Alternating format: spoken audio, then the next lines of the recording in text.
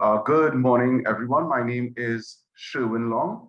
I'm the head of the Trinidad and Tobago Extractive Industries Transparency Initiative Secretariat, and I will be your master of ceremonies for today's event. I would like to welcome you all to our workshop titled Navigating Beneficial Ownership Law in Trinidad and Tobago, sponsored by the British High Commission. Trinidad and Tobago has been an EITI implementing country for over a decade. And as the name suggests, as the Extractive Industries Transparency Initiative, our work focuses on oil, gas, and mining revenue transparency and promoting accountable management of our resources. Our work answers three fundamental questions that citizens in resource-rich countries want answered. How much do we earn from our resources? Do we get fair value for our resources? And who do we partner with to develop resources?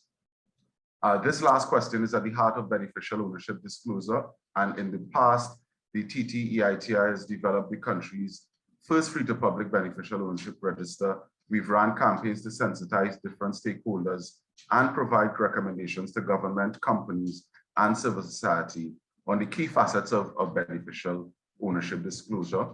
Analytics from our public sensitization campaign on beneficial ownership were used for the country's successful financial action task force FATF assessment, where we were taken off of the grey list. This workshop builds on our previous work on beneficial ownership, and our facilitators today have shared their expertise to the TTEITI and the government in the past. From here, I would like to hand over to Michael Barron and Tim Law. They both have decades of experience in law and investor relations and are eminently qualified to provide insight on beneficial ownership.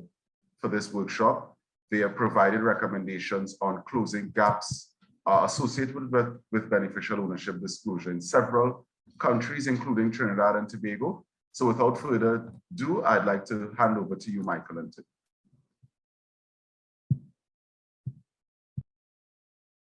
Thank you, Sherwin, and good morning to everyone. And it's a pleasure to be able to join you this morning and present some of the work that we've been doing on beneficial ownership in support of Sherwin and his team and driving forward beneficial ownership in Trinidad and Tobago. So there will be plenty of time throughout our presentation for questions and answers, and we'll allow discussion, and we'll allow sufficient time at the end as well for any remaining questions and answers, and cover any other points that people want covering. But to give you a brief outline of what we're going to talk about today, first of all, we'll briefly introduce ourselves, of course, and then cover the kind of scope and purpose of this workshop and how it fits into the other work we've been doing for TTEITI. We'll set the beneficial ownership issue in the international context to show the kind of context that Trinidad and Tobago finds itself, and briefly describe Trinidad and Tobago's history on beneficial ownership and how it got to the situation we're at today. And then we kind of get into the practical part of the workshop, probably the part many of you are interested in is how to identify beneficial ownership, how to record and submit information. And then we'll finish really on two very important parts: why this is important, like the business case, the use case for business, how you and your companies can use beneficial ownership in your everyday work. And we suggest some very practical next steps that you can take in order to comply with Trinidad and Tobago's beneficial ownership requirements. Before I move on much further into introductions, just a brief disclaimer. Neither Tim or I are lawyers, so this presentation is for your information only and guidance. It is not legal advice. It shouldn't be taken as legal advice, and we unfortunately can't be responsible for any action or non-action that you may take as a result of the information in this presentation. Moving swiftly on, just as by way of introduction, my name is Michael Barron. I'm an independent consultant. I'll let Tim introduce himself in a minute. We're both based in the UK. I have a background in the oil and gas sector. I work for BG Group, which many of you remember was a major investor in Trinidad and Tobago's natural gas sector until it got taken over by Shell. And this is not the first project we've delivered on beneficial ownership in Trinidad. We worked with Sharon and his team a few years ago. We'll come on to that in a bit on beneficial ownership. And Tim and I have delivered beneficial ownership projects for EITI, other EITI implementing countries, and non-EITI implementing countries across 4 different continents, in the Americas, in Europe, in Africa, and Asia. But before we go on, I'll just allow Tim to briefly introduce himself. Thanks very much, Michael. So my name's Tim Law. As Michael said, I'm also based in the UK. My background is in the mining sector. So I spent about 12 years working for Anglo American, the global mining company, looking after issues of tax transparency and reporting globally for the Anglo American group, and have been working as an independent consultant now for about 8 years, including working, as Michael has said, on numerous projects related to beneficial ownership transparency, both helping to design, implement, and communicate around both the design and compliance with those regimes, but also, as Michael has suggested, we'll come on to the use case of beneficial ownership and how much of a benefit it can bring to wider stakeholders. Thanks very much. That's me. Thank you, Tim. And before I move on, I should say we were selected by TTITI in a competitive process for this project, which is being generously funded by the British government through the British High Commission in Port of Spain. Our work has involved not just setting up this workshop, we'll also do 2 other workshops for government agencies, but we've also produced a report into Trinidad and Tobago's current beneficial ownership system and made some recommendations to government as well. But to focus on today's event and what the next couple of hours of this webinar, we're looking particularly, this is just looking at companies registered in Trinidad and Tobago, and that's any company registered in Trinidad and Tobago, whether it's wholly owned by Trinidadians, whether it's subsidiary of a foreign branch, subsidiary of a foreign company, where its ultimate owners may be elsewhere in the world. It's all companies that operate, work, registered in Trinidad and Tobago. We're looking specifically at those sections on the screen, sections 337A to 337D of the Companies Amendment Act, which came into force in 2019 and created legal obligations around the identification and disclosure of beneficial ownership information. And we'll go through those in more detail in a few minutes. And we'll say what we are focusing on is the real ultimate owners of companies, and we'll say a bit more about that again in a few minutes. But what we want to do today is really set out the international context and the Trinidadian context for beneficial ownership, show how this fits into the broader picture, enhance all of your understanding of beneficial ownership, what it means for you and the implications for your business, and provide an outline, a brief description of the current system as it exists in Trinidad and Tobago today. So that I'll move on to the international context. Now, beneficial ownership as a policy issue has been around probably for at least a generation, or at least a decade, if not a bit more. And there are lots of different international organizations and governments that have taken interest in this and are driving it forward.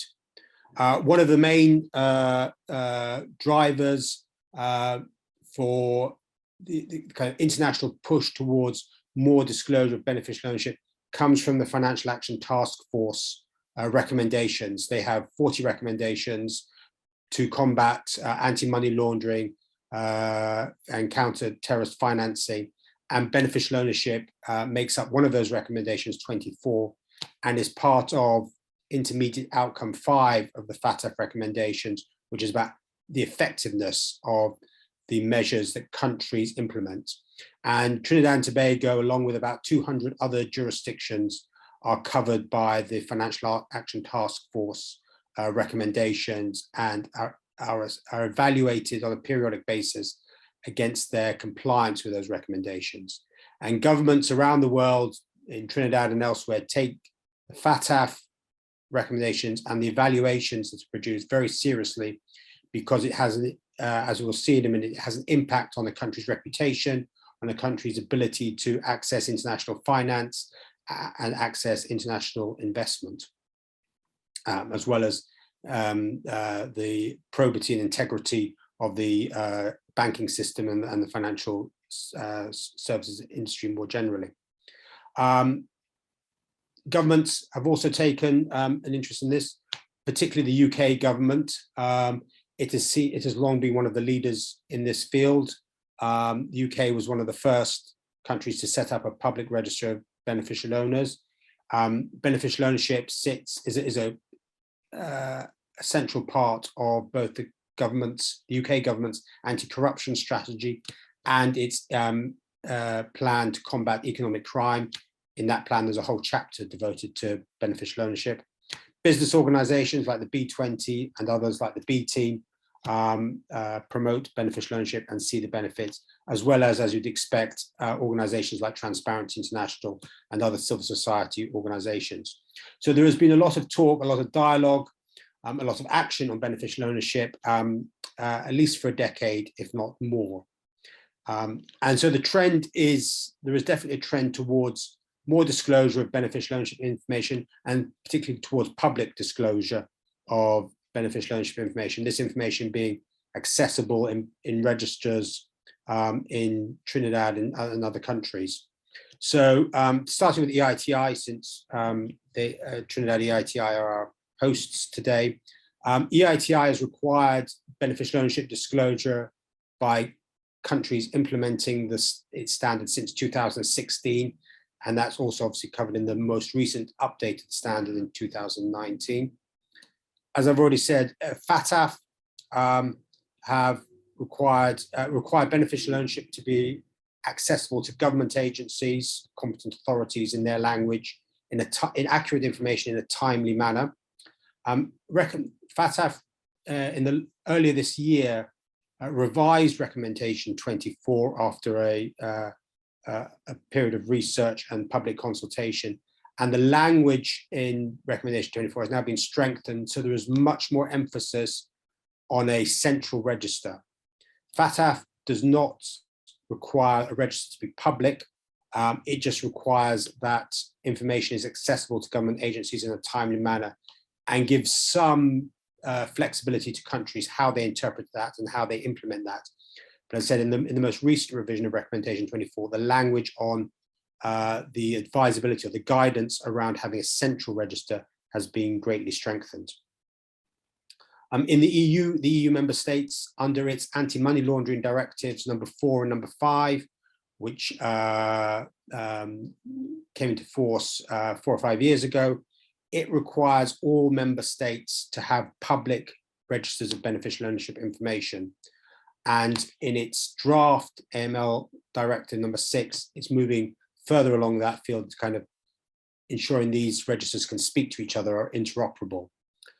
The UK government, when the UK was still a member of the EU, implemented those directives, and as I said earlier, became the first country in the world to implement a public register of beneficial ownership.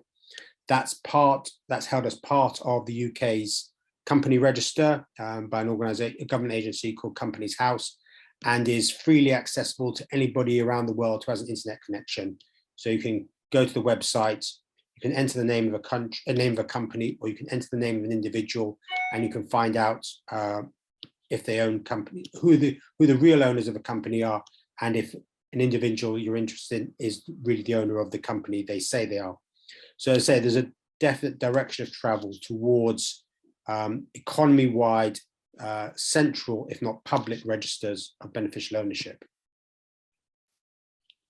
In Trinidad and Tobago, the country has been engaging with this issue for a considerable number of years. as Sherwin said at the beginning, Trinidad and Tobago joined EITI as an implementing country in 2011. In 2016, EITI introduced requirements around disclosure of beneficial ownership, and Trinidad and Tobago EITI, in compliance with those requirements, produced a roadmap on how it was going to meet those requirements. Countries had until the 1st of January 2020 to meet the EITI beneficial ownership requirements. In 2017, Trinidad produced the first beneficial ownership in its EITI report that covered the financial year 2016. But also in 2017, and I think this has been alluded to already this morning, FATF placed Trinidad and Tobago on its grey list. That means that Trinidad and Tobago were subject to more scrutiny from FATF. There were certain measures put in place, and it made it more difficult for Trinidad and Tobago to access international finance. It has a impact on the country's reputation. FATF have essentially two lists: a grey list and a blacklist. Obviously, the blacklist is much more serious. But countries are put on the FATF grey list not just because of weaknesses in beneficial ownership, but overall weaknesses in their measures to combat money laundering and terrorist financing. In 2018, Trinidad EITI produced the first public BO register. This covered only the extractive sector, so only the oil and gas and mining sector. And in that year, Tim and I undertook a gap analysis of the work Sherwin and his team had done against the EITI standard and came up with some recommendations on how to kind of further strengthen it and make it even better, which I'm pleased to say Sherwin and his team took on board. And in a couple of years ago in 2020, launched an online register, which is available on the TT EITI website, covering the oil and gas and mining sector, and is searchable. In between, in 2019, as we already said, the government passed the Companies Amendment Act, which introduced some legal obligations, and we'll talk about those in a moment, and EITI revised its standard, but didn't dramatically alter the requirements on beneficial ownership. And then the good news in 2020 is Trinidad and Tobago was removed from the FATF grey list, which is a significant milestone, significant achievement for the country. At that point, I'm going to pause. I think I've seen one or two hands raised, and I'm going to allow, if there are any questions or any points people want to raise on the material or the points I've made so far, then please go ahead.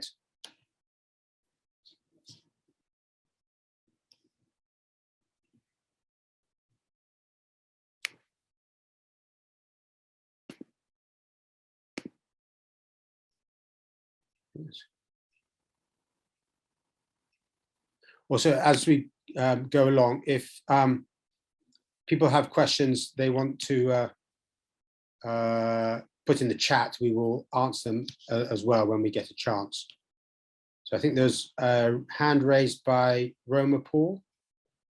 I don't know if Kerry or Sherwin can allow Roma to unmute and ask the question or make a point.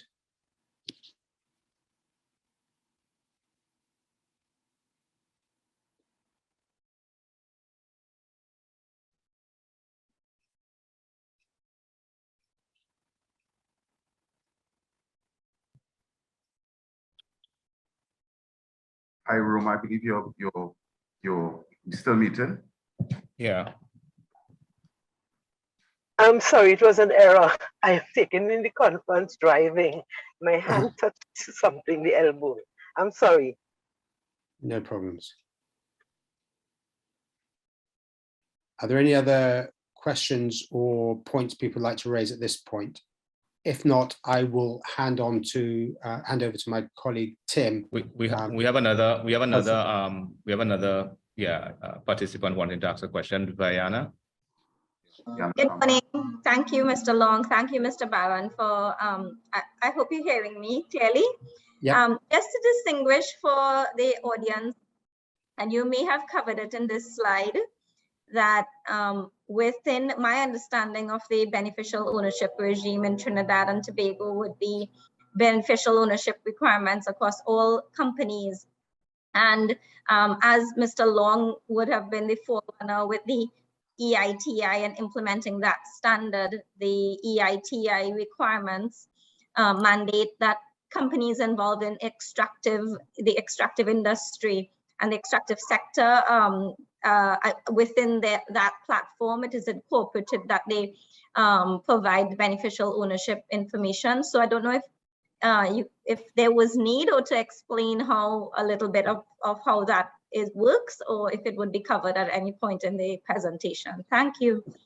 Okay, yes, thanks for the point. We are actually, maybe I should have made this clear at the point at the beginning. What we're talking about today is more generally beyond the extractive sector to cover, say, all companies in Trinidad and Tobago and the whole economy. The EITI requirements, as you quite rightly point out, and the focus of Trinidad and Tobago EITI since 2016 has been on the extractive sector, so just the oil, gas, and mining, as much as Trinidad has a mining sector. Really, we're talking about quarrying there, but really the oil and gas sector, obviously, which is an important part of the Trinidadian economy. And I think my colleague Tim is about to come on to this, but generally what we're talking about today applies to everybody, to all companies, to the whole economy, and that's what the main focus on. But the Trinidad, the government can learn lessons from EITI's experience in the country, in Trinidad, and Trinidad and Tobago EITI, I say, have done a fantastic job in kind of putting beneficial ownership transparency on the agenda and driving forward progress on this important issue. I think we have one question from Dominic, I think. Yes. Hi, good morning, everyone. Right. Probably a couple points, and maybe somewhere in there is a question, but was any consultation done in the Trinidad and Tobago context in ruling out this requirement? Because whilst I understand the international drive and the need for it, and it's very laudable and should be done, all those great positives, the realities in Trinidad is being measured by a first world standard is onerous when you don't have the institutions that support it. Someone who just starts a business, because as this requirement is, it's all companies. So once you register your business, you're an entrepreneur, you decide to sell oranges, I'm just being hypothetical here, and you register your name, you get it trademarked, and you're basically hustling, as the local context would see in that parlance. You're required to file this. Compliance is an expensive requirement. Either you don't know how to do it, so you have to get someone to do it for you. And you, of course, are liable for all disclosures, even though a third party may have completed it. And I'm thinking, at least in the first instance, why was this not done as a requirement, let's say, with a threshold? So in the same way you have a threshold to be a VAT registered company, why not perhaps use that same threshold if you have revenues in excess of, then this is the requirement, versus any entrepreneur, any startup, anyone registering a business is required to do this. And our TT dollar versus the US or sterling currency exchange, well, we know it's quite dim. So what is this requirement? Is it the most prudent thing to have done? And would that encourage, stimulate, or maybe even hinder business development? At least educate the populace before you just land the axe. So I think some of those points, it would probably be more appropriate for somebody from the government to answer if they're on the call and want to speak up. I would say just a couple of general points. FATF recommendations, FATF has 200 countries. They don't usually refer to countries, they usually refer to jurisdictions. But that is economies bigger than Trinidad and Tobago, yes, and countries smaller than Trinidad and Tobago. It covers almost everywhere in the world. I think there are only 2 countries in the world, I can't remember which they are. There are only about 2 countries in the world which are not part of the FATF system, as it were. So this covers everybody. And the point is that this shouldn't be an onerous compliance burden if it's done correctly. And for small companies, and I take the example of I operate my own company here in the UK. I have to comply with the UK's beneficial ownership reporting requirements. They're not onerous or expensive. And if you have a small company, you probably have a very simple corporate company ownership structure. It should be relatively straightforward to comply. And it is about, and certainly if it's a public register, and I'll come on to maybe answer your question in more detail when I come on to talk about the business case, beneficial ownership. It is about building trust and openness in the economy, which should raise the level for everybody and improve the economy for everybody. So to make it easier, to use your phrase, to hustle and to be an entrepreneur in an economy. But maybe just park your question slightly. You may get more of an answer when we come to talk about the business case of beneficial ownership. And also if anybody from one of the government agencies on the webinar wants to make any points on this, I'm sure we'd be happy to hear from them. Yeah, I'll add one point to that, Michael, which is identifying a metric which you can use in order to set a threshold or a benchmark for businesses that have to disclose beneficial ownership in itself has issues. And beneficial ownership regime designs are normally built upon some form of risk assessment, national risk assessment, looking at the risk of money laundering and other types of financial crime, and looking to capture beneficial ownership information on businesses in order to assist law enforcement agencies and others in tackling those issues. And part of the challenge is that companies which are involved in those sorts of structures don't necessarily have large turnovers, which would mean that they would meet a threshold, because actually what may just happen is that money is washed through them, and that money doesn't end up on the profit and loss account. It actually just flushes through the balance sheet and back out of the company again. So sometimes some companies that have been involved in some very significant financial crimes, if you looked at their profit and loss account, you would think were micro businesses. So I think that there is a danger in assuming that businesses that appear to have low levels of financial activity in them are therefore lower risk and don't need to be subject to the same sort of regime. So I think it's an interesting point, but I think the other challenge is, what measure do you use? You almost need to know that the company isn't involved in these activities before you can ask the question, and therein lies a bit of a kind of paradox. But again, as Michael said, if there's anybody who from the government side here who wanted to make any further comment on that, I see Ms. Sharma's raised her hand again.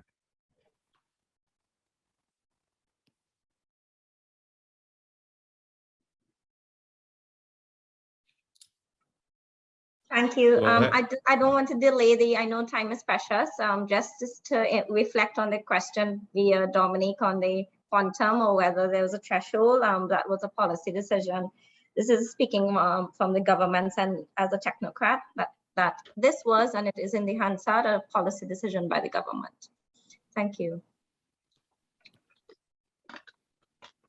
Thank you. On that, we will, I think, move on, and as I say, I'll hand over to Tim now.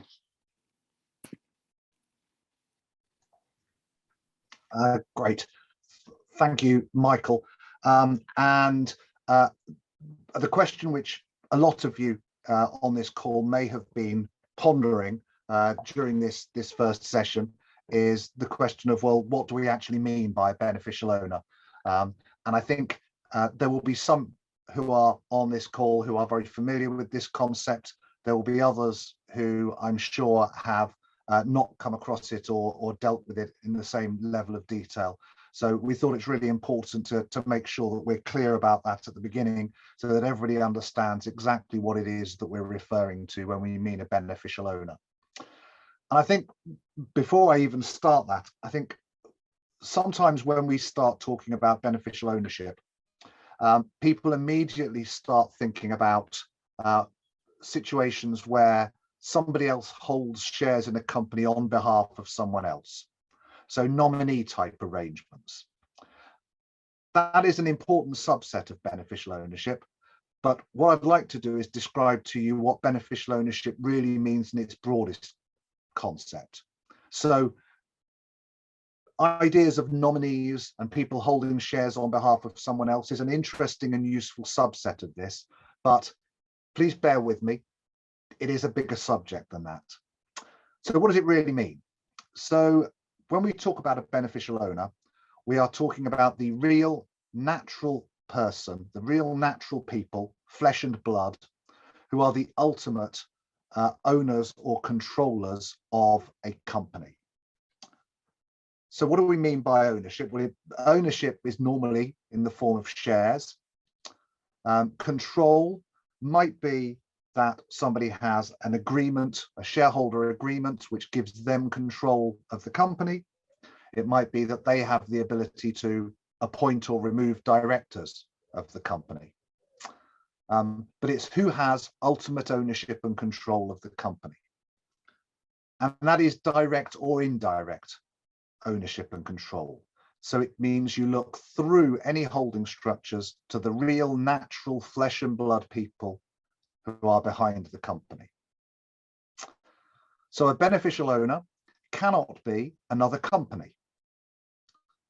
It can't be a trust, and it can't be somebody who is holding those shares as a nominee for someone else. So a relatively simple structure might be the one on the right, where at the bottom we have a reporting company, and we look to see the beneficial ownership of that reporting company. Well, we look one step up the chain and we have a holding company. That's a company, so it can't be the beneficial owner. So we look through that company to see who owns that. In this case, it's another company. Again, that can't be the beneficial owner because it's not a real natural person. So we look further up the chain, and then we come to a person who sits at the top of this ownership train. Somebody who owns the shares in company B, which owns the shares in company A, which owns the reporting company. So in this very simple case, the beneficial owner, which the reporting company needs to disclose, is that person at the top of the chain. And this, although this is a relatively simple structure, it's actually as complicated or probably more complicated than the vast majority of companies. Lots of companies will just have one or more individuals who directly own the shares in that company. So an example like the diagram on the left here, a company which has two 50% shareholders. Really simple definition of beneficial owner, it's those two shareholders, provided that there isn't some other kind of person who's controlling the business that we can't see in this diagram. But if that's the whole diagram, there are two beneficial owners, the two individuals at the top. The diagram on the right is a slightly more complex one. So here, the reporting company is held by two holding companies. And each of those holding companies is then held by another company. And there are three individuals at the top who all have interests in the holding companies. For the purposes of Trinidad and Tobago, all three of those individuals therefore are beneficial owners because they all have indirect ownership of the reporting company or part of the reporting company. Now, the reason I say part of is that you'll see that the first of those three beneficial owners, the one on the left, has a smaller interest than the other two. And that is a reflection of the effective holding that that individual has. So they have a percentage of the company. In some jurisdictions, the beneficial ownership regime acknowledges these smaller holdings and sets a threshold below which a beneficial owner doesn't need to be reported. As we'll come on to see, the Companies Amendment Act as written doesn't include a threshold. So all three of these beneficial owners would need to be reported in a Trinidad and Tobago scenario.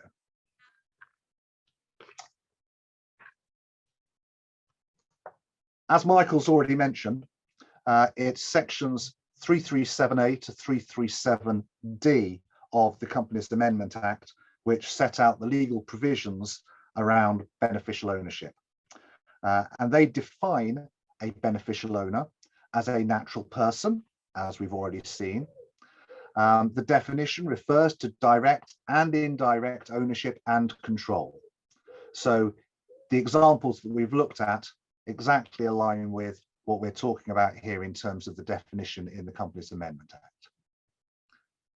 The Act does not set a threshold for reporting, so small shareholdings need to be reported as beneficial owners just as much as large ones do.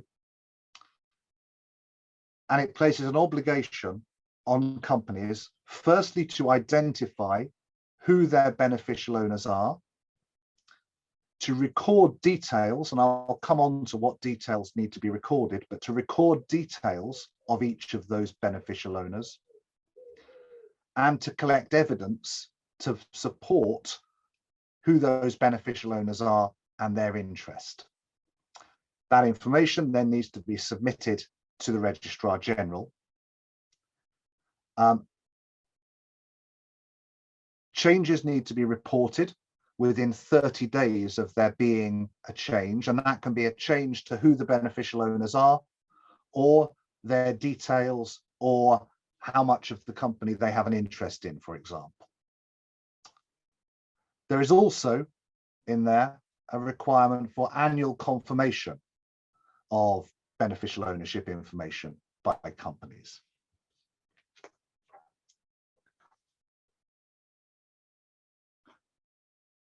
One of the challenges in beneficial ownership is companies which are listed on a stock exchange and therefore have maybe tens or hundreds of thousands of shareholders, where clearly it's impractical to record all of the individuals who have an interest in that company that's listed on a stock exchange.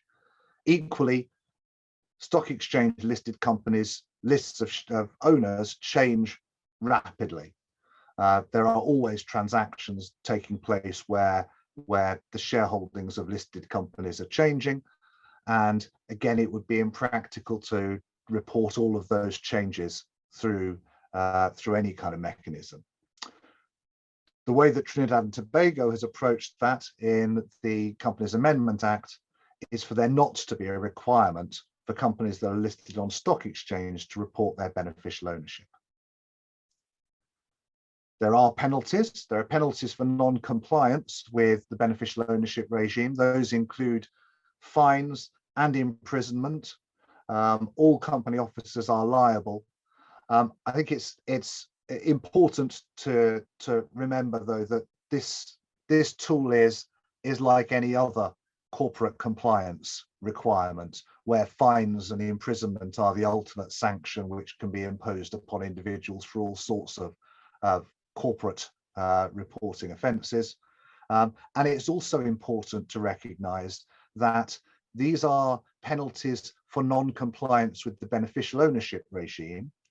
On top of that, should the beneficial ownership regime identify any financial crime, there are separate penalty regimes that apply to those financial crimes that might be uncovered by the regime.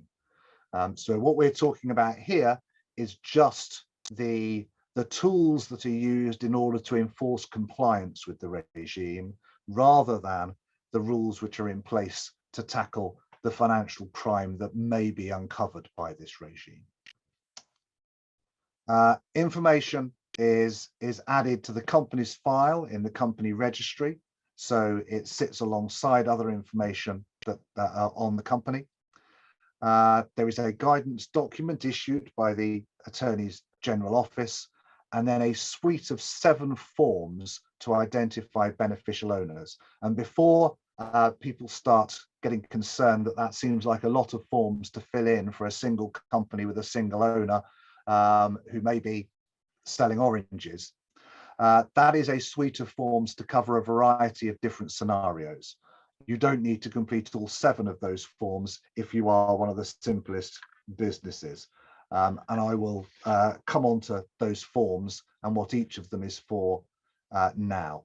But just to be clear, I'm not, for the purpose of this workshop, planning to go through each of these forms and identify which box is used for which particular case, because each of those will be on a case-by-case basis. But this is just to give you a flavour of what the forms are, what they're used for, and also to give some comfort that actually the fact there are 7 forms is actually, in some ways a good thing, because it covers different scenarios. So the first of these forms, Form 40, this is issued by the company to shareholders, asking them to notify who holds a beneficial interest in the shares legally held in their name if it is not them. So this is more along the nominees angle. So it's if the shares are beneficially held by somebody else. The second form, 41, is used by those named in the company register. So these are the legal owners, so the first level of ownership, but who are not beneficial, hold beneficial interest in such shares, to give details of who the beneficial owner is. Form 42, which is in some ways one of the most important, is used by those who are the beneficial owner to declare that ownership. So to make it clear that they are a beneficial owner of the company that is reporting. 43 and 44 are relatively straightforward forms used to notify changes in beneficial ownership and changes in the level of beneficial ownership by a beneficial owner in a company. 45 is again an important form, because that is the one that submits the information on the beneficial owner to the register. And we'll come on in a second to what that information is. And then 46 is a form used where there's a transfer of shares between one person and another. So it might seem like quite a complex suite of forms, but actually there's no circumstance that I could think of where you would need to complete all of these. It's just selecting the appropriate forms for the appropriate situation. So the question is, how do you identify who the beneficial owners are in a company? If we go on to the next slide, thank you. So identifying beneficial owners. We've put together this flowchart. Other flowcharts are available, which provides an idea of the thought process that a company needs to go through in order to identify who its beneficial owners are. So you start off by identifying, and if we think about one of those structure diagrams that we saw at the beginning, with a reporting company at the bottom and then some intermediate holding companies and then a natural person at the top, I think the first step is to look at who are the immediate legal owners in the company. Who owns the shares in the reporting company? That's the first box. And if we move across to the right, are any of the immediate legal owners natural persons? Well, if they are, then they are beneficial owners for the purposes of the regime as set out in the Companies Amendment Act. So those individuals need to be reported as beneficial owners. And I think what's important, going back to the point which was made earlier about compliance burden, is the situation for those small owner-managed businesses, entrepreneurs selling oranges or anything else for that matter. In the vast majority of cases, that's the only bit of this flowchart that those individuals need to look at, because they will own the company and they are natural persons, therefore they are the beneficial owners. So the vast majority of businesses don't need to go any further than that. For some businesses, though, the box below that are any of the immediate legal owners' companies or other types of legal arrangements will be relevant. And if they are, you then need to look at each of those companies or legal arrangements and look through them and see whether the legal owners of those entities are natural persons. If they are, you report them as beneficial owners. And you keep looking through up the structure until you get to natural persons up each of the chains that you follow. So for some businesses, this could be relatively complex if there are lots and lots of holding companies and split ownership and many different individuals with interests in the business. But those are a very small minority of businesses. The vast majority of businesses will only have had to look at those first 3 boxes of this flowchart. So as a business, you've been through this flowchart and you've identified who your beneficial owners are. In many cases, there will only be 1 or 2 possibly. In some cases, there'll be more. What information needs to be collected and documented on each of those beneficial owners? And I think to set this in context, what's important is being able to uniquely identify a beneficial owner. Because what you want, what the register wants to be able to do is not just see some names of people who are beneficial owners of the company, but if you think about one of the things that's trying to be achieved with a beneficial ownership regime, it's about identifying situations where there could be financial crime, could be corruption, could be other illicit activity. What's often important then is understanding the various different places where the same beneficial owner pops up. So it's about uniquely identifying.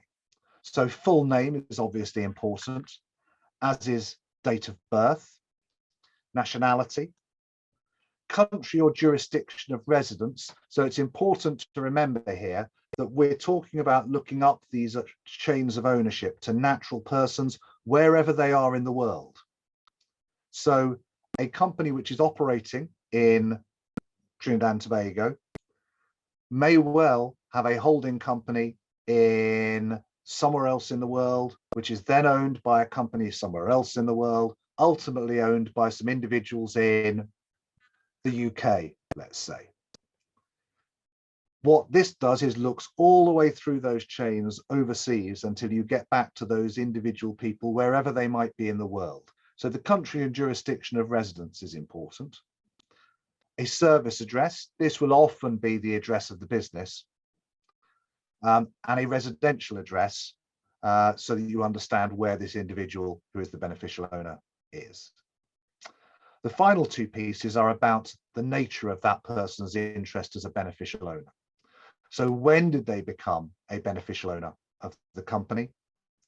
And what is the nature and level of interest in the company? So they have shares and they have a 25% interest in the company, and they hold that through a holding company.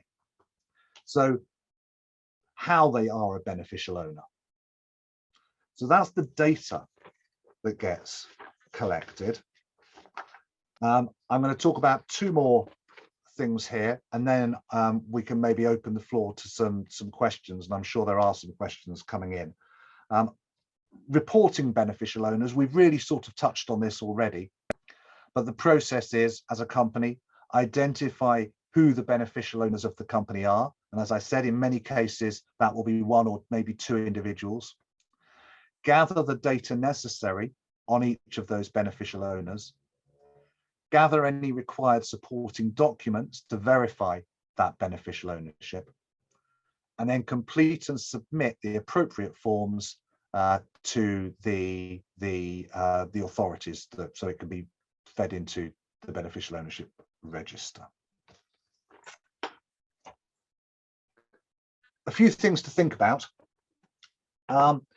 Firstly, if the company that you are here representing today has subsidiaries overseas, So if your Trinidad and Tobago company is a parent company and you have subsidiaries either elsewhere in the region or elsewhere in the world, it may be that those subsidiaries are subject to a beneficial ownership regime in their jurisdiction. And there are a growing number of countries that are implementing beneficial ownership regimes. As Michael suggested, it is a particular focus of the Financial Action Task Force, FATF, at the moment, so much so that they've just revised their recommendations on beneficial ownership to strengthen them. So international groups may well find that they have subsidiaries in jurisdictions which are then coming to them for information on who the beneficial owners are, because they need to report it in their own jurisdiction. Similarly, if the company in Trinidad and Tobago is a subsidiary of an overseas parent, that parent may well already have had to identify and report its beneficial owners under a local beneficial ownership regime there. So, for example, Michael mentioned that EU member states have to have public registers of beneficial ownership now. So if the parent company of the company in Trinidad and Tobago is in the EU, then that company has almost certainly already had to consider its beneficial ownership and report that beneficial ownership under the regime in the country where it is. But there's an important caveat here, which is there is no single standard of beneficial ownership reporting.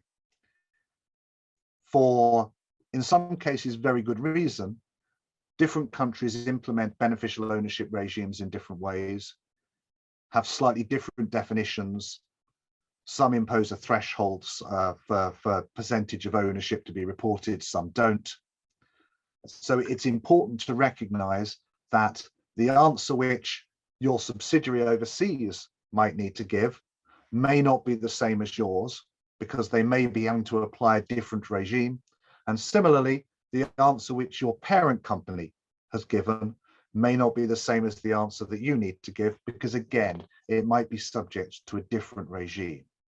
Having said that, the core principles of beneficial ownership are pretty consistent across most countries, in that they look at natural persons, they look at direct and indirect ownership and control. So that the fundamental principles of beneficial ownership regimes across all the countries that are currently implementing them are broadly the same. The differences tend to come down to things like whether or not there is a percentage threshold reporting, or exactly what that list of information is that needs to be collected about individual beneficial owners. That sometimes differs as well. So that's an overview of the regime as set out in the Companies Amendment Act. I get the suspicion that there will be some questions from the floor at this point before we move on to talking about the business case.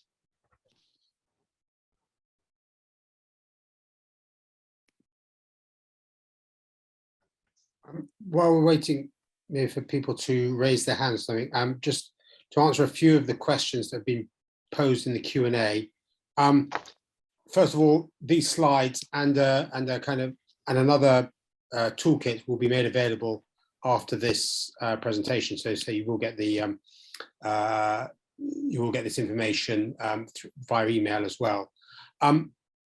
There's a question about submitting forms. If you have to, in forms, the forms Tim went through, if you're filling in Form 40, Form 40 is really an internal form between the company and its shareholders. It doesn't have to then be submitted to Legal Affairs, the Registrar General. It's 42 and some of the other forms that have to be submitted. I hope that briefly answers that question. And when we're talking about holding companies, we're really talking about any kind of intermediate company in an ownership structure.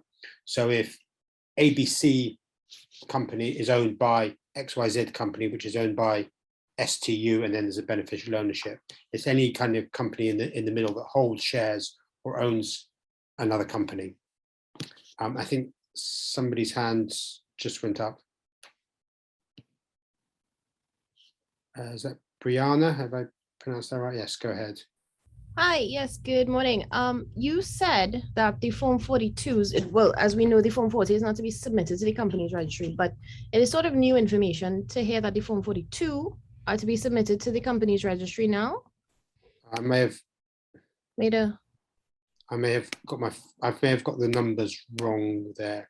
you mean the Form 45, which is the Form 45, yeah, sorry, Form 42 is, yes, it's just, right. yeah, sorry. All declarations are just for the company's profile, personal profile. I misread the question. Sorry, yes, you're All right. right, great.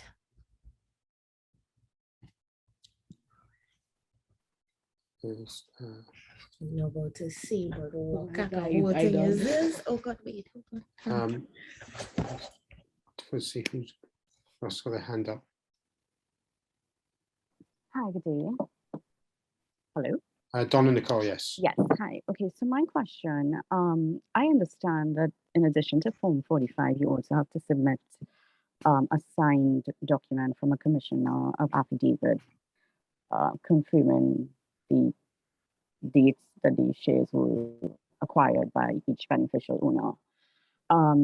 So my question then is, that being the case, let's say in 1 year you file all those relevant documents and then the next year nothing changes between then to the second year. Do you then still have to have that commission of affidavit re-sign pretty much the same document because nothing would have changed in terms of ownership of shares?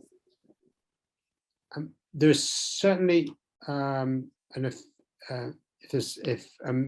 Sharma or somebody else from the Attorney General can clarify, there is certainly a requirement to annually reconfirm that the information remains accurate. I don't know if there's, may have to go into more detailed guidance about, what actually you're required to do to reconfirm your beneficial ownership information. Okay.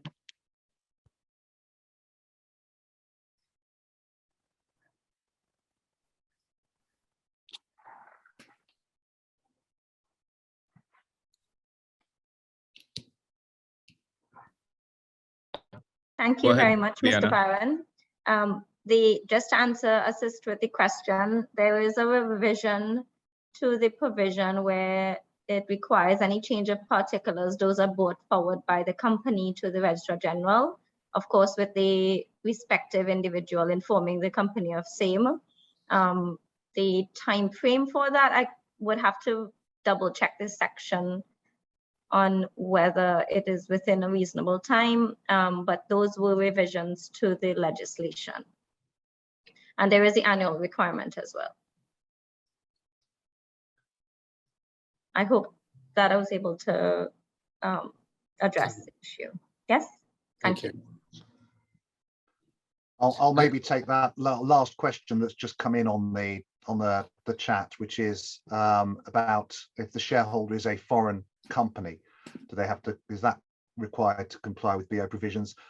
Yes. So if you had a company in Trinidad and Tobago, and that company is owned by an offshore parent company, and then there are natural person beneficial owners above that, you look through that structure to the ultimate beneficial owners. So it doesn't matter whether those companies in the middle that we've seen in a couple of diagrams are companies in Trinidad and Tobago, or in the UK or USA or BVI or Cayman Islands or anywhere else in the world. You look through those companies to who are the ultimate beneficial owners at the top of that tree. So the foreign company doesn't have to, I suppose, submit its beneficial ownership information in the sense that it is not a reporting company in Trinidad and Tobago, but you need to look through that company if you are a local company reporting under these regimes. Okay, beneficial owner and having a beneficial interest. So one of the challenges is that the phrase beneficial interest or beneficiary has existed in law for a lot longer than the concept of beneficial ownership as in registers that we are talking about today. And that's a bit of a nuisance, to be honest. And it's actually why in the UK, we refer to persons of significant control instead of beneficial owners. So if anybody here looks at the UK regime, you won't find beneficial owner register, you'll find a person of significant control register. And that was kind of to avoid this slight confusion. Beneficial interest is often referring to nominee type arrangements or trusts, where somebody is a beneficiary of a trust and therefore has a beneficial interest in the assets of that trust, or where there is a nominee arrangement and somebody has a beneficial interest in some shares, even though they are registered as being owned by someone else. So that's generally where the phrase beneficial interest is used. Beneficial owner is the concept we're talking about here, where you look through all of those types of structures to see who the real individuals are at the top. So there can be beneficial owners in situations where there's no nominee type arrangements, there's no trust type arrangements, it's all very simple companies with shares. There are still beneficial owners in those situations because they are the people who ultimately own or control the company.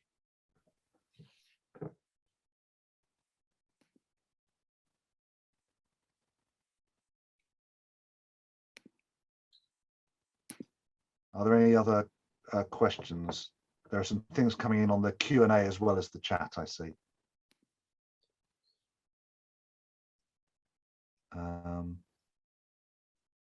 And some of the questions are being answered in the chat directly. Yes.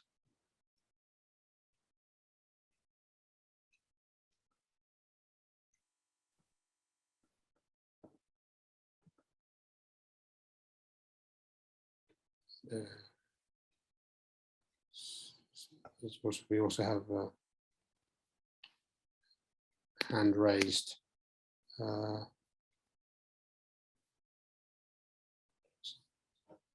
Somebody raised their hand, or is that just because I think it's gone? Hema Manchun, I think you just raised the hand. You want to ask a question?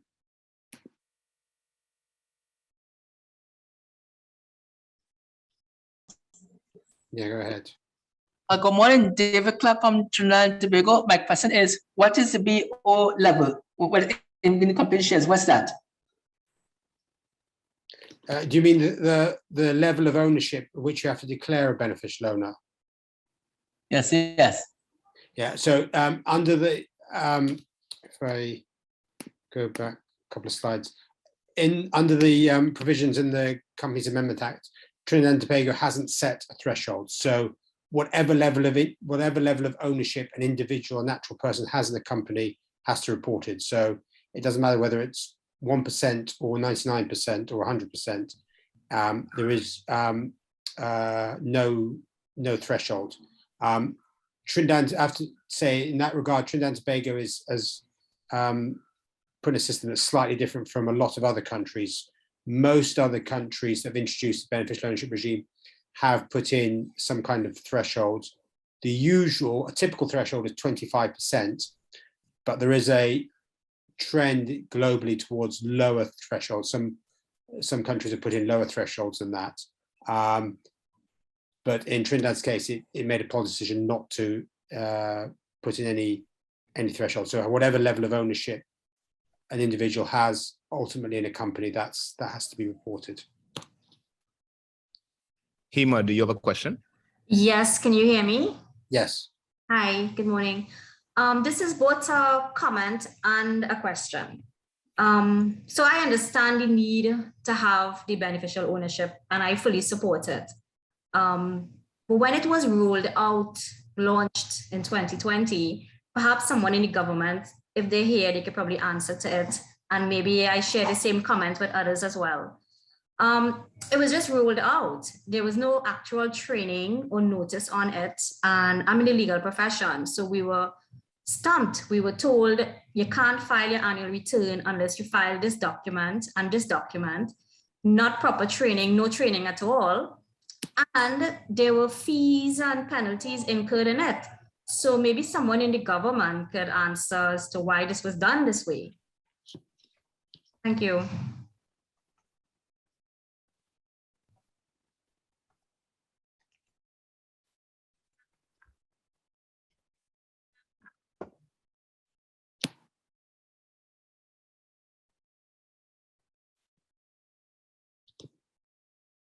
May I have to come back to that towards the end.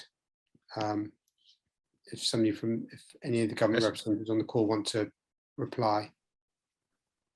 Let's just have the question from Brianna first. Yeah, sure. Yes. Brianna. Hi, good day.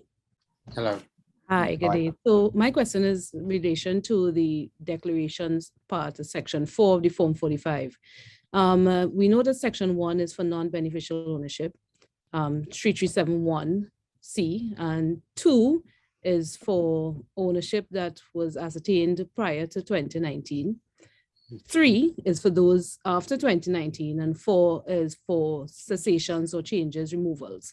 What I would like to know, in the event that your new shareholder or new beneficial owner is a company, do we tick 1 to say it's non-beneficial and 3 to say that it came on after 2019? Because if it was an individual, we'd have to tick 2 and 3. We'd have to tick section 3, which says that the person came on as a beneficial owner after 2019. How is it handled if the beneficial owner is a company, or if it is that the new shareholder is a company after 2019? So I don't have the form open in front of me, but essentially the company is a shareholder, but it's not the beneficial owner. So it's whoever is the you have to look through that structure to whoever is the beneficial owner of that new shareholding company, in essence. It might be better to take that question offline and raise that kind of offline with the company registrar, with the Registrar General. They also say, if you go onto their website, there are guidance documents there, which may also provide answer some of the more technical questions about how to complete the different forms in different situations. Yeah, I mean, I'd add to what Michael said there. I think in most cases, it's a matter of going back to first principles and saying that if the first principles are that that a beneficial owner is a natural person. So if a natural person has transferred their shares to a company, then that company cannot be the beneficial owner. It must be whoever are the people who are have ownership or control of that company are the beneficial owners. But how that works in practical terms is maybe a separate question. But in terms of the beneficial ownership principles, then you always go back to natural persons. One final, one other question from Viana, I think.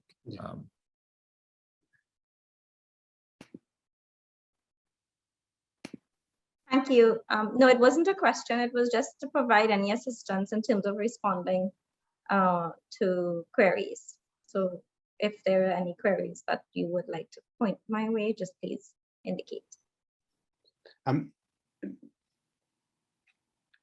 Okay, we may send them to you separately. You may have to respond to them offline, if that's okay.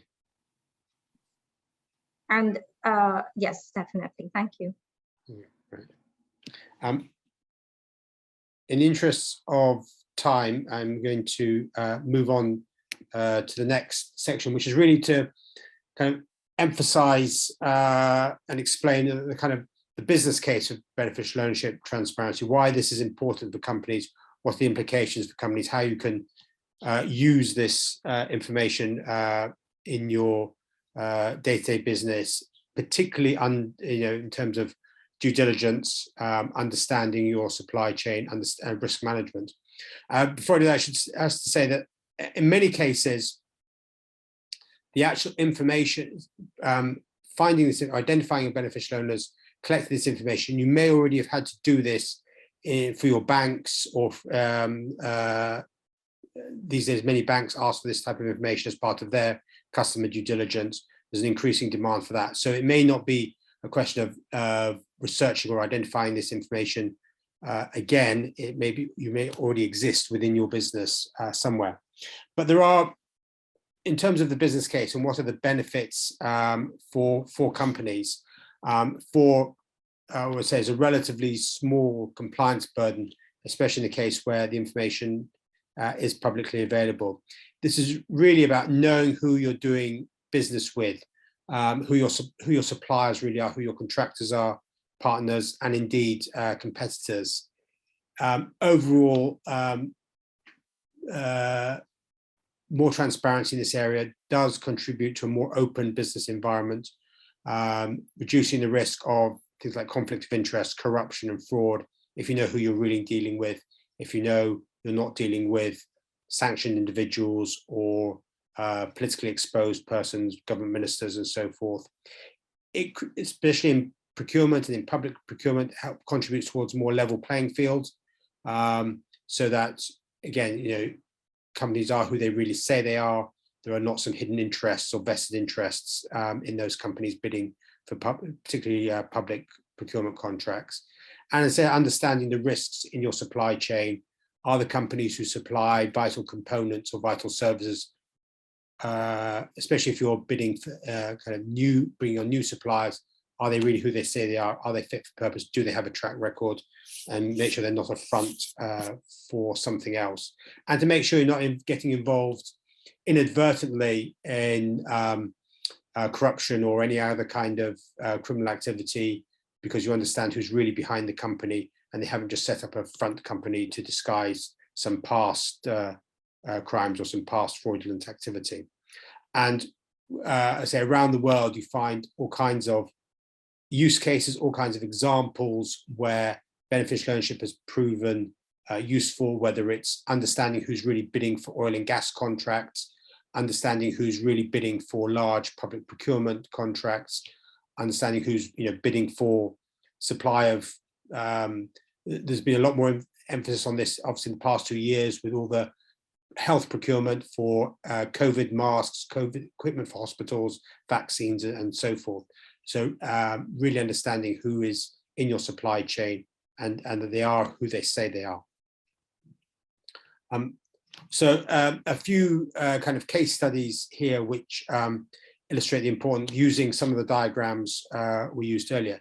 So in the case where one of the beneficial owners happens to have some political influence, understand that maybe the ultimate beneficial owner of a company is a former maybe a serving minister or a former senior civil servant, and still has political influence, and therefore there's the possibility of conflict of interest, risk of corruption or kind of other criminal activity, and the beneficial ownership, having this information available, can identify where there are these hidden risks in the supply chain or in the ownership structures of companies you're dealing business with. So that's just one example. Another, again, says this is particularly important in procurement. In many countries, countries have, particularly in the oil and gas industry, but in other industries as well, have local content regulations. A certain percentage of goods and services must be supplied or obtained from local companies. But what does locally owned or local companies really mean? And there have been cases around the world where there are these local content regulations. Front companies have been set up which apparently are locally owned, but if you dig behind the company structure, you soon go offshore to identify that it's really owned by somebody who lives outside the country, and it's not as locally owned as it may first appear. Also, in cases where there may be regulations or guidelines in public procurement for companies owned by people who are disadvantaged in some way, maybe small businesses, trying to encourage small businesses or so forth. So really understanding who is behind supplier companies in procurement processes to make sure you're dealing with who you really think you're dealing with. And just a third important example, particularly in this day and age when there are have been in recent months more international sanctions imposed, particularly on Russian, Belarusian individuals and companies, understanding if there's a sanctioned individual somewhere in the in the company ownership structure. So it may be somebody who has a very smaller percentage, and that the company is ultimately owned by somebody who is on an international sanctions list. And therefore, if you do business with with that company, you risk falling foul of sanctions regimes, either US, European, international, some kind of international sanctions regime. And that could obviously damage the business, damage your reputation, mean the transaction can't go ahead. And this is, again, an important use of beneficial ownership information, understanding who the individuals are really behind the companies and whether you're dealing with people who are on some kind of international sanctions list. So finally, before we get into further discussion and questions and answers, really call to action what you as business executives, owners of companies, working for companies can do as the initial first steps. First of all, it's quite good practice to appoint somebody senior to be responsible for this area. That may be your general counsel, it may be your company secretary. It should be somebody who has been given a specific mandate to manage this issue, to understand it, and be responsible for collating the beneficial ownership information, ensuring it's accurate. Remembering that ultimately it will be the directors of the company, the chief executive and director of the company, who are liable for the accuracy of the information, and the beneficial owners be ultimately liable for the accuracy of the information. Identify and record your company's beneficial owners, and keep those records up to date. This is, I say, a fairly new element in Trinidad legislation, so become familiar with it. Obviously, can't speak for the Attorney General's office, but I'm sure there'll be more activities to familiarize companies and their representatives with the legislation. So there are guidance documents, there is plenty to read on the internet as well. Become familiar with the legal requirements and the reporting process. And another thing companies can do, and particularly large companies around the world are increasingly doing this, demand that your partners, suppliers, contractors, etc., provide their beneficial ownership details to you as part of procurement processes, as part of due diligence, as part of risk management, so you understand, even if there isn't a central register, or even if that information is not readily available, you understand who you're doing business with and can manage any risks that they may pose to your reputation and to the integrity of the business partnership and the transaction. And on that, I'm going to thank you for your attention. Thank you for your questions so far, but happy to carry on the discussion and answer any remaining questions and points raised.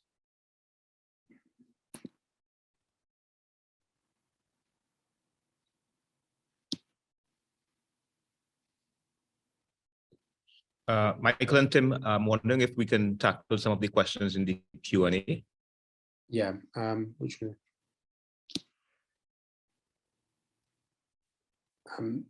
Michael, do you want to have a look at those? And while you're doing that, I'll just talk a little bit about on the business case, the UK experience of the business use case. And you can have a look at, while you have a look at the Q&As. So as you all know, because we've mentioned it, the UK has a public register of beneficial ownership. And obviously it is a larger economy than Trinidad and Tobago, and therefore that register is larger. So its last statistics I have, it had 4.7 million companies on the UK's beneficial ownership register. What's interesting is that there are 5.9 million persons of significant control, so beneficial owners registered. So it's only slightly more than one per company on average.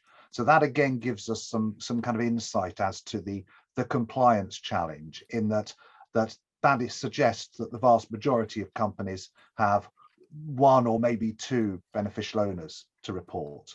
But the other two things which are interesting, one is that Companies House say that the largest user group of the beneficial ownership register in the UK are small and medium-sized enterprises, presumably doing, as Michael has described, due diligence on suppliers and customers, because due diligence, if you want to pay for due diligence to be done, most SMEs are not in a position to do that. But if you have access to a public beneficial ownership register, you can do some due diligence as businesses yourselves.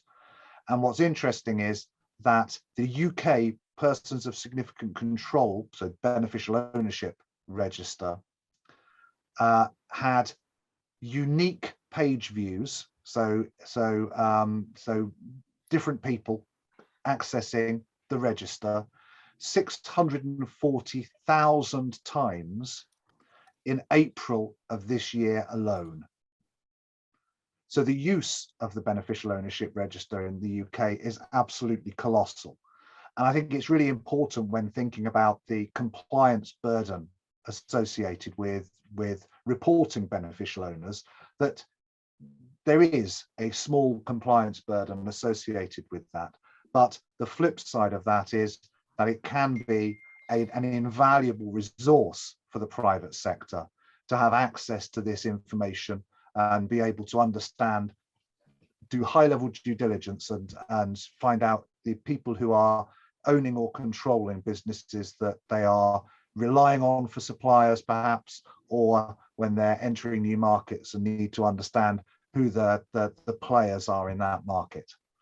So I just thought that was quite interesting statistics in terms of the fact that the UK register is used by a lot more people than have to submit the information to it. So the flow is very much more out than in. Michael, I don't know whether there are any questions in the Q&A. I think Dominique has just raised a hand. Dominique, go ahead.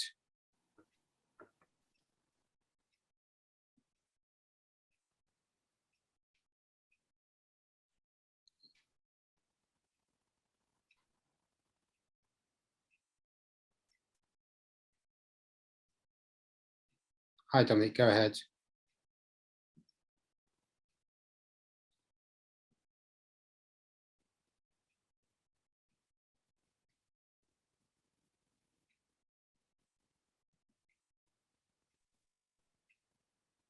Yes, I just got permission to unmute. Thank you. Right. Just as there's value in everything you've shared for the private sector and for the country, we need to also consider the participants. And I'm in full agreement and support, as stated earlier on today, the value of what this strives to achieve. The burden, however, is real, as the previous participant indicated. She's an attorney in the legal profession, and it was quite a shock when this requirement landed on the lawyers. And I can tell you the tax professionals were just as surprised and very unsure as to how to guide their clients. So it was a wait and see game for over 12 months. Even as they didn't know if it was an annual requirement, which is why you're still getting those questions today, because the word has not essentially been spread wide and often enough that whether or not there are changes, it's still an annual requirement. So it makes a lot of sense for small, medium, and large enterprises. Micro enterprises have a heavier burden of understanding. They have different abilities. We make a lot of assumptions about those abilities, for better or for worse. But it's not just the compliance burden, it's also a new cost to doing business. So there's a cost, as micro enterprises have, to fill out their tax returns, their annual returns. They don't do it themselves. Let's not fool ourselves. They may try, they may not do it well. Those that can afford will hire a third party to do it for them, and beneficial ownership filing is another, an additional cost that tax professionals or attorneys will charge, even as they themselves get to understand how to navigate it and guide their clients. So this is not, in any way trying to compare the UK experience with the Trinidadian experience. Our population of 1.4 makes our registry many, many times smaller than yours. but we don't yet have the institutions that can support those that need to understand. It's really a drive for compliance without fully understanding how to implement or get there on that journey. So I appreciate what you're sharing today. We still have some gaps for the Trinidadian experience to come up to par, really. But thank you for your efforts. I'm just saying that obviously, Tim and I don't represent the Trinidadian government, or indeed the British government. The communication and communicating what these obligations are and how you comply and the consequences of non-compliance are important, and providing help desks guidance as the beneficial ownership system, reporting system is rolled out are very important. Absolutely noted your points, and we are holding a session in a couple of weeks' time with some of the government agencies. So we will communicate those points. We have produced, and I presume it will be published at some point in the future. We have produced a report which is kind of an assessment of the Trinidad beneficial ownership system, and we've made some recommendations in there, and that has been shared with the Attorney General's office amongst others.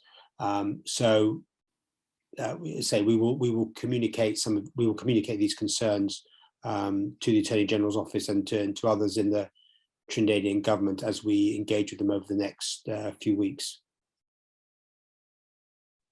But an important point of any beneficial ownership system is it has to encompass a wide range of types of companies, from very small micro businesses through to very sophisticated large subsidiaries and multinationals, and a level of understanding. And that is a challenge I think a lot of companies face, a lot of countries face. Sorry. Just one other point I'd just raise on the previous comment about compliance burden on micro businesses. I think the other thing to bear in mind is that that businesses of that sort also are those that are least likely to have changes in beneficial ownership, because very often they will be businesses that have been set up by an individual, and that individual will remain the beneficial owner for the life of the business, unless there may be some changes for succession planning or anything like that. Quite often those companies will only need to reconfirm their beneficial ownership rather than change it on a regular basis. And that's the case for a lot of businesses.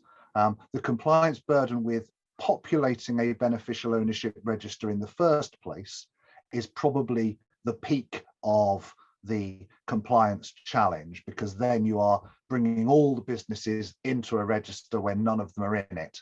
Once businesses are in the register, it's it certainly can be a relatively straightforward process. I know, because as we've said, the UK has a register, and I had to reconfirm my beneficial ownership of my company just last week, and it took me, and I appreciate that I'm in a different position in my understanding of beneficial ownership than others, but it took me 5 minutes to do it, because you log in. The way the UK runs that system is you log in, and provided there have been no changes, you basically click a button and you're done. I fully understand, and context is everything in this, in terms of the skill sets of the individuals who are looking to record their beneficial ownership, and the user access and accessibility of the systems that are used for the processes. Absolutely agree. But I think, as a matter of principle, there are ways in which ongoing compliance, particularly when there hasn't been any change in beneficial ownership, can be extremely smooth and straightforward. But that's not me trying to suggest that it automatically will be, but it can be. Thanks again, Tim. Just a note for the participants, we will take, as Tim and Michael intimated, we will take some of your queries back to the Attorney General's Office and Ministry of Legal Affairs. So I will post an email address. So if you have any more technical questions, if you need any clarifications, please send us questions to that link. I'm looking through the Q&A now.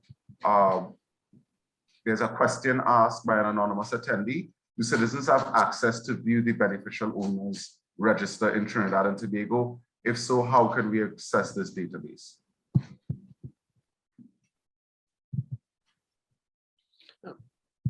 My understanding about access to this, and this I need to double check, but once the information is submitted to the company register, to the Registrar General, it will be added to the file of the company.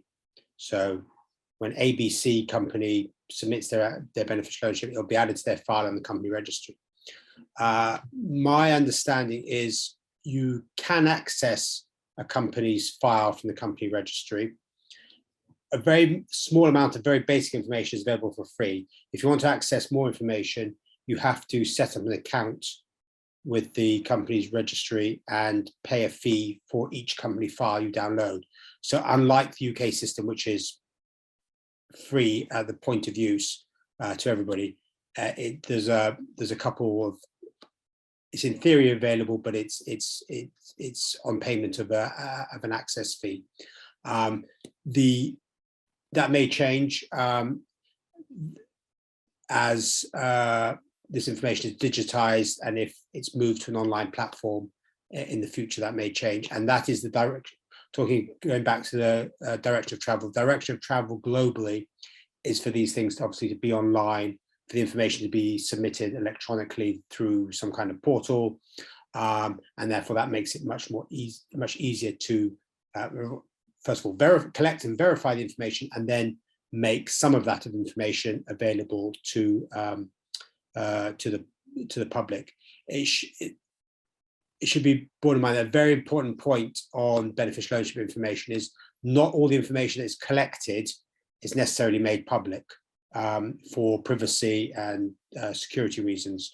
So the UK, going back to the UK example, the UK register collects a fair amount of information, date of birth, a unique identifier number, etc., but doesn't publish that on the publicly available register. There's only a subset of information is published, just enough to be able to identify a person and their level of interest in a company.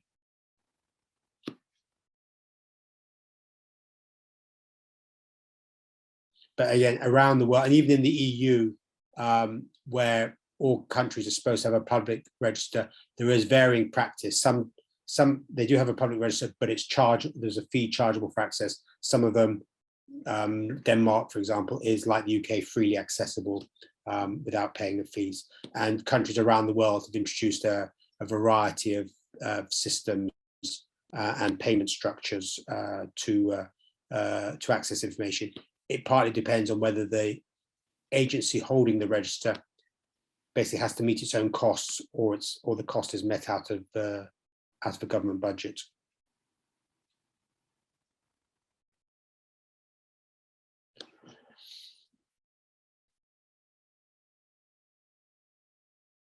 As I say, if you after this, if you have any other questions after this webinar is finished, please feel free to contact us. If we can answer them, we'll answer them. If we can't, we'll pass them on to the relevant agency or authority.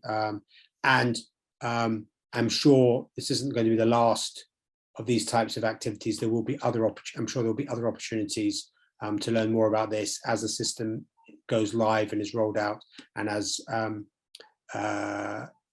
practice develops and issues are resolved, there'll be more guidance issued. But in the meantime, just thank you all for your attention and for your engagement and for your questions and discussion. It's been incredibly useful. Thank you, Tim. Thank you, Michael. Hello, everyone. This is Kerry Peters with TTE ITI Communications. I've just shared a link to a brief survey in the chat. We're asking if you can take a minute, complete that survey. We really appreciate your feedback. The link is in the chat. Thank you. Yes, And as I mentioned before, we will send an email that you can send any technical questions that you have to ask to Tim, Michael, myself, that you need us to raise with the relevant authorities. We are more than willing to do that. So very shortly, we will send you that email address in the chat function. We will. We also ask that you, as Kerry intimated, we also ask that you don't log off because we need your honest feedback on this session. We have a very short evaluation form that's in the chat box.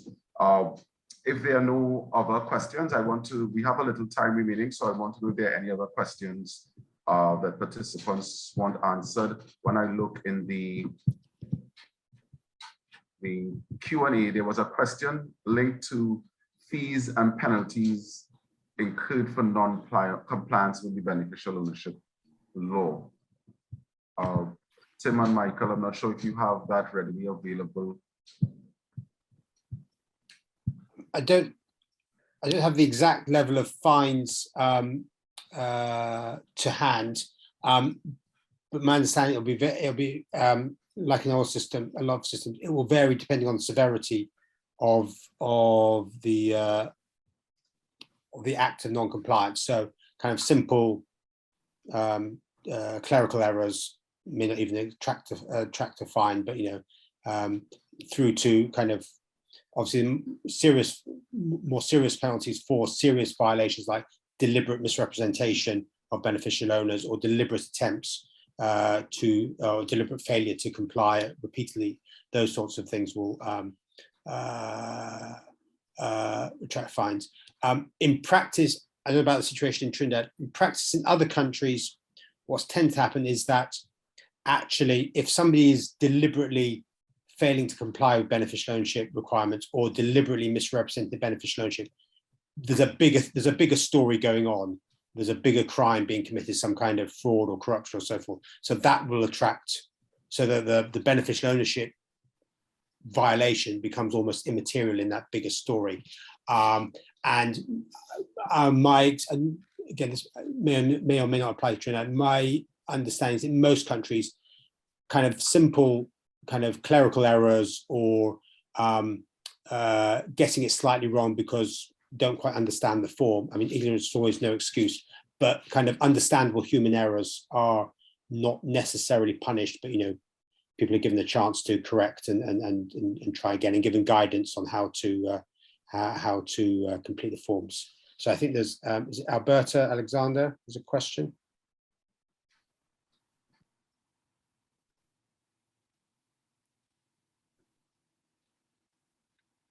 Go ahead, please.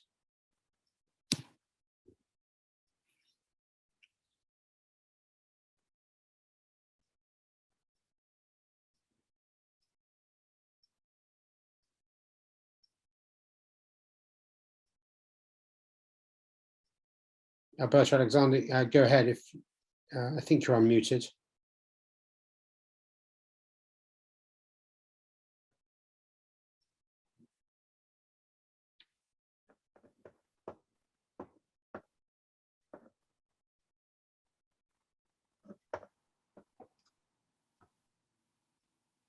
Maybe having some technical issues. Yeah. If there are any other questions, now would be a good time. Any other questions, please raise your hand and indicate.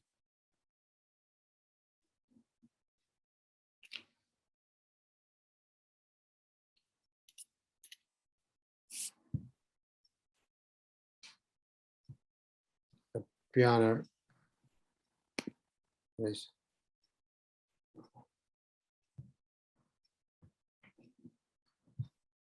I think Brianna wants to ask a question. Go ahead. Hi, yes. Just a quick thing. I don't know if I missed it earlier, but it's with respect to the Form 45 and repurchasing of shares. So for instance, we know if you have a transfer of shares or an issuance of shares, you do your Form 46 with your relevant declarations and you illustrate this information in the Form 45. But when it comes to a repurchase, I just for clarity's sake, I think I have an idea of what I have to do, which is in 6B to put the person ceasing. But I just want clarity from you how you would approach a person who the company has repurchased the share or redeemed the share, and you're illustrating that information in light of the new beneficial ownership information.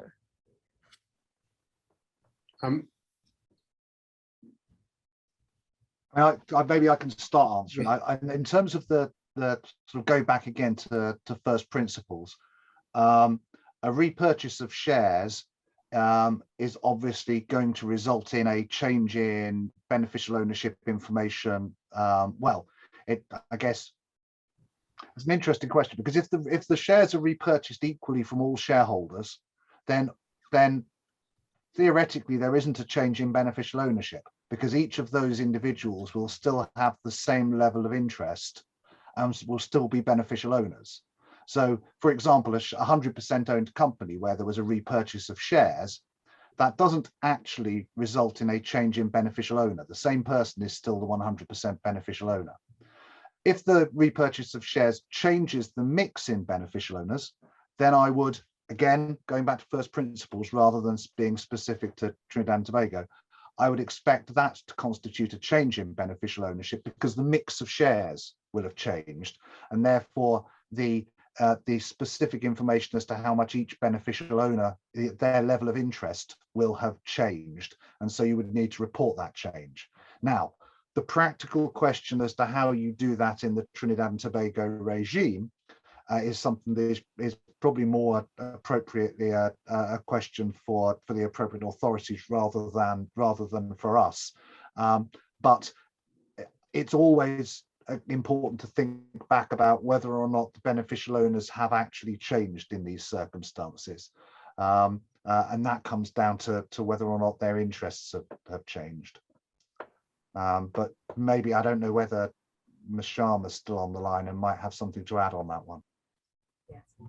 Right, I'm just a bit confused about it. I'm thinking in a situation where you have, let's say, for instance, a company that has issued 10 shares to A Joseph, and they have redeemed that 10 shares from A Joseph, leaving no beneficial owners. I just wanted to basically confirm how that information is going to be replicated, which I do understand what you were saying, but it's a little different with our structure. I don't know if I'm. So are you saying a situation where a company has redeemed all of its shares to the shareholder? To that shareholder, so that shareholder is no longer a beneficial owner. Yes, because they don't have any shares, and that I would say is would constitute a change in beneficial owners, because whoever is holding the rest of the shares in that company, their interests will have obviously increased percentage-wise, even though they may not have gained any more shares. Their percentage interest will have increased, and that individual will have ceased to be a beneficial owner. So I'm sure Ms. Sharma can comment on the practicalities of it, but in terms of the principle, I would say you're in a situation there where you've got changes where one beneficial owner has ceased to be a beneficial owner, and the other beneficial owners have probably all had their level of interest in the company increased as a result. But maybe Ms. Sharma can add something. Hi. Thank you very much. In terms of ceasing, or as you rightly pointed out, there should be a notification by the person that they're no longer a beneficial owner, and then in turn the company would be notifying the company's registry, because there would have been a prior notification that this person was a beneficial owner. So just to ensure that the chain remains, the information remains up to date and accurate. I don't know if I was able to answer the question.